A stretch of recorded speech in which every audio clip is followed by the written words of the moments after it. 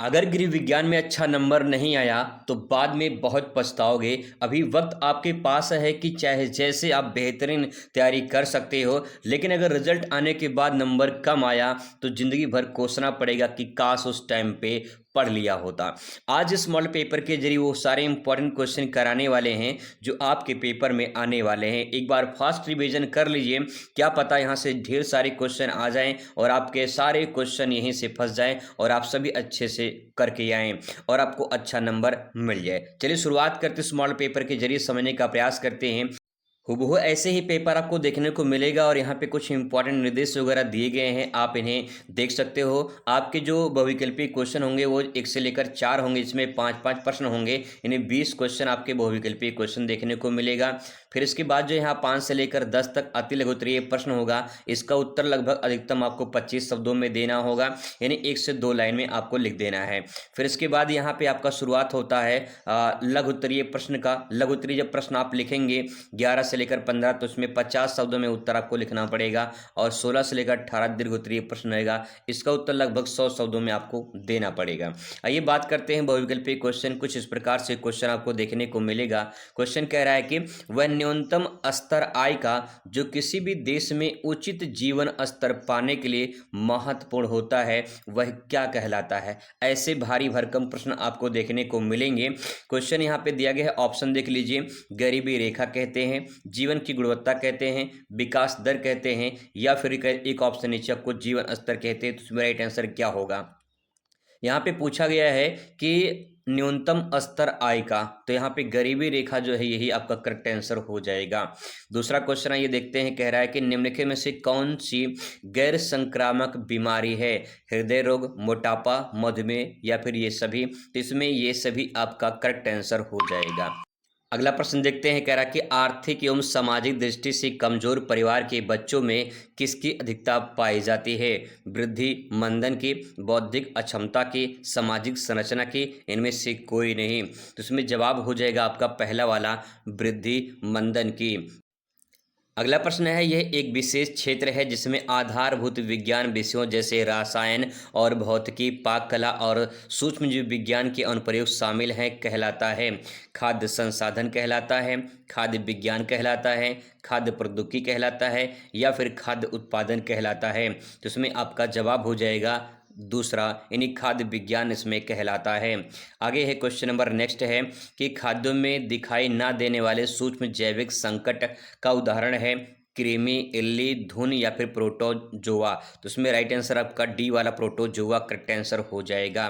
आइए बात करते हैं दूसरे का क्वेश्चन देखते हैं। प्रारंभिक बाल्यावस्था को विकासात्मक परिवर्तन के आधार पर कितने भागों में बांटा जा सकता है। 3, 4, 2, या फिर 5 में। तो जवाब इसमें होगा 2, यानी सी वाला आपका करेक्ट आंसर इसमें हो जाएगा। अगला है, भारत में गरीब हैं विश्व के आधे 1/3 चौथाई 20%। तो भारत में गरीब हैं विश्व के 1/3 हिस्से, तो इसमें बी वाला आपका करेक्ट आंसर हो जाएगा। अगला प्रश्न है, निम्न में से कौन सा डिजाइन का तत्व नहीं है। संतुलन, रेखा, बनावट, सजावट। तो इसमें जो संतुलन है यही आपका करेक्ट आंसर हो जाएगा। अगला प्रश्न है, अंतर्राष्ट्रीय फैशन में फ्रांस का प्रभुत्व कब से प्रारंभ हुआ। यहाँ पे हुआ रहेगा 19वीं शताब्दी में, 18वीं शताब्दी में, 20वीं शताब्दी में, या 17वीं शताब्दी में। तो फ्रांस में जो है यहाँ पे 17वीं शताब्दी में हुआ। इसका राइट आंसर 17वीं शताब्दी हो जाएगा। अगला प्रश्न है, वस्त्रों की धुलाई कला क्षेत्र में किस तरह की निपुणता की आवश्यकता होती है, यानी किस तरह आप निपुण होने चाहिए। सौंदर्यप्रद रुचिकर परिणाम के लिए, सुसज्जित वस्त्र के लिए, रंगाई एवं कढ़ाई के लिए, देख रेख एवं रख रखाव के लिए। तो ये देख रेख एवं रख रखाव जो है करेक्ट आंसर हो जाएगा। तीसरा का देखिए, कह रहा है कि पैदल लंबी यात्रा में जोखिम भरे खेल इत्यादि में भाग लेने वाले लोग कहाँ ठहरते हैं। धर्मशाला में, आयोजक संस्था में, होटल में, सुसज्जित शिविर में। तो ये डी वाला आपका इसमें करेक्ट आंसर हो जाएगा। आइए बात करते हैं अगले क्वेश्चन पर। कह रहा है कि निम्नलिखित में से उपभोक्ता की समस्या कौन सी है। मिलावट है, अधिक कीमत है, और 2 ऑप्शन नीचे हैं यहाँ पे, गलत मापतौल है। ये सभी इसमें करेक्ट आंसर आपका हो जाएगा। अगला प्रश्न है, पत्रकारिता का विकास एक क्रियाकलाप है। राजनैतिक, सामाजिक, समसामयिकी, या फिर आर्थिक। तो इसमें जवाब आपका हो जाएगा सामाजिक हो जाएगा। अगला क्वेश्चन है कि किस आयु के दौरान शिशु अनजान व्यक्ति को देखकर भयभीत होने लगते हैं। 8 से 12 माह, 5 से 6 माह, 2 से 6 माह या फिर 7 से 6 माह। तो इसमें जवाब हो जाएगा 8 से 12 माह के बच्चे अनजान व्यक्ति को देखकर जो है भयभीत हो जाते हैं, डरने लगते हैं। क्वेश्चन नंबर नेक्स्ट है कि संस्थान की आवश्यकता हमेशा किसे रहती है? तो संस्थानों की आवश्यकता हमेशा बच्चों की रहती है, युवाओं की रहती है। इसमें ये दोनों सही हो जाएगा। आ जाते हैं क्वेश्चन नंबर चौथे पर। चौथा का आपके सामने है कि निम्न में से कौन सी आकृतियां गणितीय रूप से बनाई जाती हैं? ज्यामितीय आकृतियां, यही वाला पहला वाला करेक्ट आंसर हो जाएगा। अगला यहाँ पे फैशन डिजाइनर स्नातक उपाधि कितने वर्ष के कार्यक्रम होते हैं? 2 वर्षीय, 3 वर्षीय, 4 वर्षीय, 5 वर्षीय। तो इसमें जो स्नातक उपाधि होती है फैशन डिजाइनर का, वो 4 वर्षीय होती है। सी वाला इसमें करेक्ट आंसर हो जाएगा। अगला प्रश्न है, होटल के किस क्षेत्र में वस्त्रों की देखभाल और रख रखाव किया जाता है? सेवा भाव, अतिथि सत्कार, निजी क्षेत्र, महत्वपूर्ण सुरक्षा। तो इसमें जो है आपका जो वस्त्रों का देखभाल रख रखाव किया जाता है, ये अतिथि सत्कार वाले पोर्शन में आ जाएगा। इसमें बी आपका करेक्ट आंसर हो जाएगा। अगला यहाँ पे क्वेश्चन है कि रेस्तरां किस प्रकार की सुविधा है?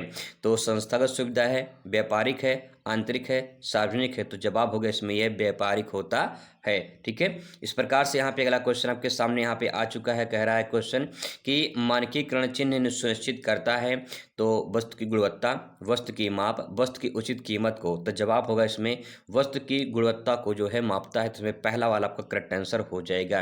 ये थे टॉप 20 क्वेश्चन। अब बात करते हैं अति लघुत्तरीय प्रश्न की। आइए बात करते हैं अति लघुत्तरीय प्रश्न की। जब आप उत्तर लिखेंगे तो आपको ये 1 अंक यहाँ से प्राप्त होंगे।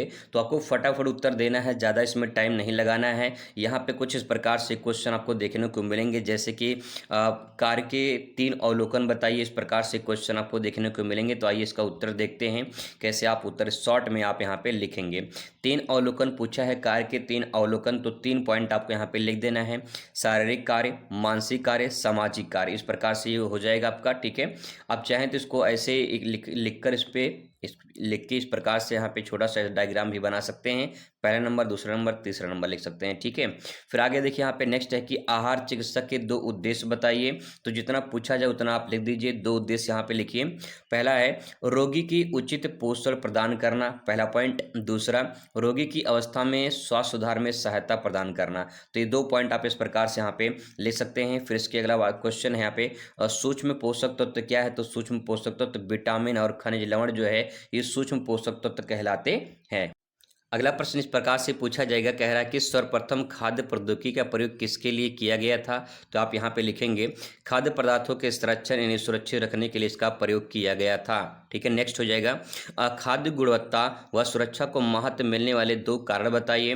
तो पहला यहाँ पे है खाद्य जनित रोगों में वृद्धि, दूसरा है उपभोक्ताओं में जागरूकता बढ़ाना। ठीक है, आगे यहाँ पे देखिए नेक्स्ट है कि कह रहा है क्रेच यानी शिशु केंद्र के बारे में आपको बताना है। तो यहाँ पे क्रेच वह स्थान है जहां कामकाजी माता पिता के छोटे बच्चों के दिन में देखभाल की जाती है। यानी जैसे माता पिता सर्विस करते हैं, जॉब करते हैं, तो अपने बच्चों को शिशु केंद्र में रख देते हैं। दिन भर वो खेलते हैं, वहीं पे पढ़ते लिखते खाते पीते हैं। इसके बाद जब माता पिता शाम को आते हैं तो अपने बच्चों को वहाँ से लेकर घर चले जाते हैं। तो इस जो संस्थान होता है इसे हम शिशु केंद्र कहते हैं। ठीक है, नेक्स्ट है संवेदनशील समूह क्या होता है? तो आप इसमें लिखेंगे वे समूह जो पोषण या फिर स्वास्थ्य की दृष्टि से अधिक जोखिम होते हैं, और जैसे कि बच्चे होते हैं, गर्भवती महिलाएं होती हैं, तो उन्हें संवेदनशील समूह कहा जाता है। आगे यहाँ पे है नेक्स्ट डिजाइन के मुख्य काम क्या होते हैं? तो डिजाइन के मुख्य काम होते हैं स्ट्रक्चर होते हैं और फिर डेकोरेशन होते हैं, इन्हें संरचना और सजावट हो जाएगा। अगला यहाँ पे है कि जो शैलियाँ पूरी शताब्दी तक नहीं बदलती हैं उसे क्या कहते हैं? परंपरागत शैली कहा जाता है। ठीक है, एक लाइन में उत्तर लिखना है। अगला यहाँ पे है घरेलू स्तर पर धुलाई के उपकरण के बारे में आपको बताना है। तो घरेलू स्तर पे जो धुलाई के उपकरण होते हैं वो बाल्टी होता है, ब्रश होता है, साबुन होता है, वॉशिंग मशीन होते हैं। ये घरेलू स्तर पर जो है प्रयोग किए जाते हैं। अगला यहाँ पे क्वेश्चन करा कि सूचना एवं संचार प्रौद्योगिकी ICT के बारे में आपको बताना है। तो आप इसमें एक लाइन लिखेंगे सूचना को संग्रहित और संसाधित और संचारित करने वाले तकनीकी को सूचना संचार प्रौद्योगिकी कहते हैं। या फिर आप ऐसे सिंपल भाषा में यहाँ पे जो लिखा गया आप उसे सिंपल सरल भाषा में कह सकते हो कि सूचना और तकनीकी को, जो सूचना तकनीकी है उसके माध्यम से अपने काम को सरल बनाना या अपनी बातों को किसी दूसरे तक पहुँचाने की प्रक्रिया जो माध्यम है उसे हम सूचना प्रौद्योगिकी की कहते हैं। इस प्रकार से भी आप लिख सकते हैं। आगे यहाँ पे है, कह रहा है कि उपभोक्ता का व्यवहार के बारे में आपको बताना है, तो लिखेंगे इसमें उपभोक्ताओं द्वारा वस्तुओं और सेवाओं का चयन, खरीद और उपभोग से संबंधित व्यवहार को उपभोक्ता व्यवहार कहते हैं। यानी जो उपभोक्ता है, हम सब उपभोक्ता हैं, हम सब वस्तु खरीदते हैं और लेन देन करते हैं और किसी वस्तु का उपयोग करते हैं, तो जब किसी वस्तु का उपयोग करते हैं तो उसे उपभोक्ता के व्यवहार में शामिल किया जाता है। इस प्रकार से इसके आंसर लिख सकते हैं। आगे इसकी बात जो है आपको यहाँ पे लघु उत्तरीय प्रश्न दिखाई देगा। इसके लिए 4 अंक आपको यहाँ से प्राप्त होंगे और 4 अंक में जो है कम से कम आधा पेज में आप इसका पूरा आंसर लिखेंगे। कुछ इस प्रकार से क्वेश्चन आपको देखने को मिलेगा। आइए इसका उत्तर देखते हैं फटाफट, यहाँ पे आपको देखने को मिल जाएगा। क्वेश्चन है, आहार चिकित्सा के उद्देश्य बताइए। तो 4 नंबर का पॉइंट है, 4 पॉइंट आप यहाँ पे इस प्रकार से लिख देंगे, तो चाहे आप इसको डायग्राम में भी कन्वर्ट कर सकते हो, ठीक है, जैसा आपको उचित लगे। तो उत्तर लिखेंगे, रोगी को उसकी अवस्था के अनुसार संतुलित और उपयुक्त आहार देना, ये चिकित्सा जो है आहार चिकित्सा का उद्देश्य होता है, पहला पॉइंट। दूसरा है, रोगी को तीव्रता को कम करने और शीघ्र स्वास्थ्य लाभ में सहायता पहुंचाने के लिए चिकित्सा आहार जो होता है वो उसका उद्देश्य होता है कि जल्दी से जल्दी जो है मरीज ठीक हो जाए। नेक्स्ट है, शरीर में पोषक तत्वों की कमी को दूर करना, ये पॉइंट आ जाएगा। रोगों की पुनरावृत्ति को रोकना, ये पॉइंट आ जाएगा, मतलब कि दोबारा बीमारी अटैक ना करें, इसके लिए आहार चिकित्सा जो है वो जरूरी होता है, ठीक है। इस प्रकार से आप लिख सकते हैं। अगला यहाँ पे है, भारत में खाद्य संसाधनों में उद्योग व स्वरोजगार बढ़ाने के प्रयास किस प्रकार किए गए हैं, उसके बारे में आपको यहाँ पे लिखना है। तो लिखेंगे इसमें, खाद्य प्रसंस्करण इकाइयों की स्थापना हेतु सरकारी योजना बनाना चाहिए। नेक्स्ट है, कौशल विकास एवं प्रशिक्षण कार्यक्रम चलाना चाहिए। अगला है, सूक्ष्म लघु एवं मध्यम उद्योग जो है ऋण और सब्सिडी की व्यवस्था करनी चाहिए। अगला है, स्टार्टअप व मेक इन इंडिया जैसी पहल को प्रोत्साहन देना चाहिए और खाद्य सुरक्षा एवं मानक प्राधिकरण जैसे इनका बढ़ावा देना चाहिए और गुणवत्ता को सुनिश्चित करना चाहिए, उसका जो मापन होता है उसको सुनिश्चित करना चाहिए। यानी जो खाद्य संसाधन होते हैं उसको किस प्रकार से हम व्यवस्था करें और स्वरोजगार में कैसे उसको बढ़ा सकते हैं, इसके बारे में आपको यहाँ पे लिखना है।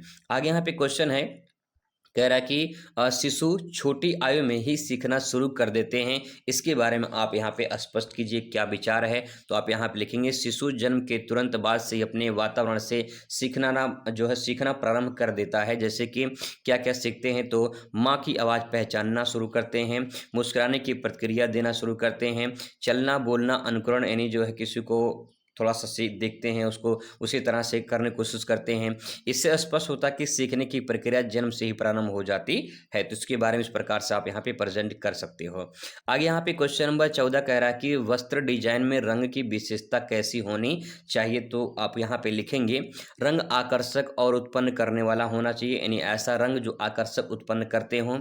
नेक्स्ट है, रंग जो है मनोभाव को प्रभावित करता हो, जैसे कि लाल उत्साह होता है, नीला शांति का होता है। इस प्रकार से रंगों का संयोजन वस्त्र की सुंदरता को बढ़ाता है, यानी जैसे डिजाइन होगी, जैसे रंग होंगे, वैसे लोग उसको आकर्षित होते हैं उसके प्रति।